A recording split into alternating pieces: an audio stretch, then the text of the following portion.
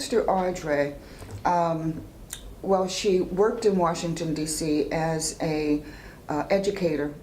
Through her career there, she unfortunately got hurt at school by a couple of students, and she developed lead poisoning from a pencil that she was stabbed with. So she decided that she wanted to come home. She stayed with the family for a short period of time because she was trying to find an apartment. And that's where the story actually begins. That's where her saga begins concerning the NAACP. She was out maybe 10 to 12 months looking for an apartment. And the beauty or the question of it was, see, being born in the North, you're speaking colloquial English. So when you showed up at an apartment, they didn't know what color you were.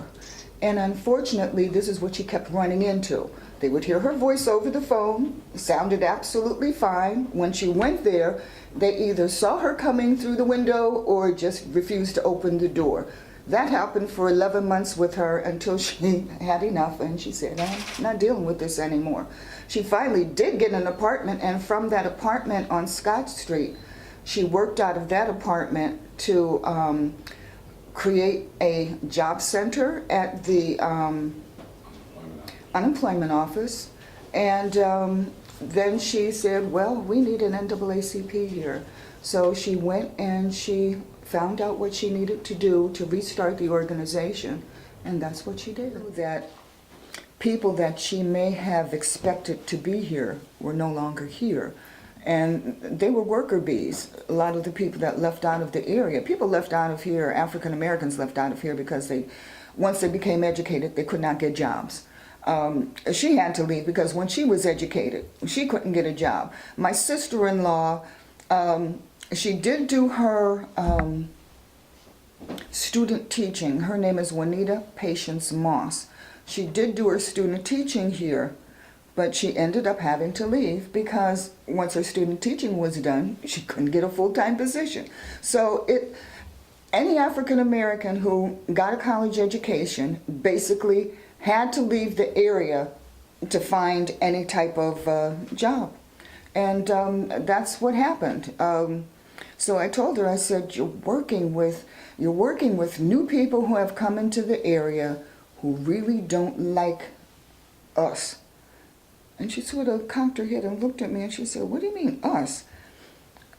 I said, well, generationals. I said, let me say it that way. And she goes, I hear you. I hear you. And she goes, I sort of kind of know.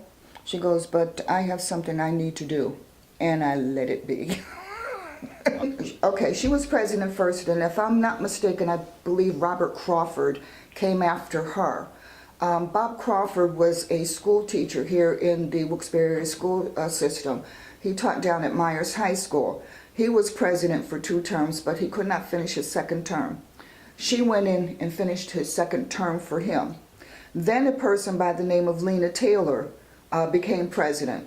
She was also president for 2 terms. Audrey again had to come in and take over that presidency in her 2nd term because she got sick and she passed. Then Audrey passed in 2000. Then a gentleman by the name of Tyrone Edmonds, he took over the presidency. After Tyrone came myself. I only did 1 term as president because what I was doing was not only working a full-time job, 50 hours a week, but I was also caregiving for my mother and my uncle. So I just couldn't do a 2nd term. The 8th president was Bonnie Winder. I believe Bonnie served 2 terms also. And then after Bonnie Winder came Ron Felton. Ron Felton handled the agency in a whole different way in the respect that they became executives of the organization, which meant that they no longer ran the organization, they were behind the scenes. So Ron was president, then Larry Singleton became president, And then the last president is the Gerline LaRue. So that's really the history of the NAACP from 1985 to its inception of today. Okay. I just wanted to make certain that the history of the organization didn't die because a lot of people don't know the history of the organization.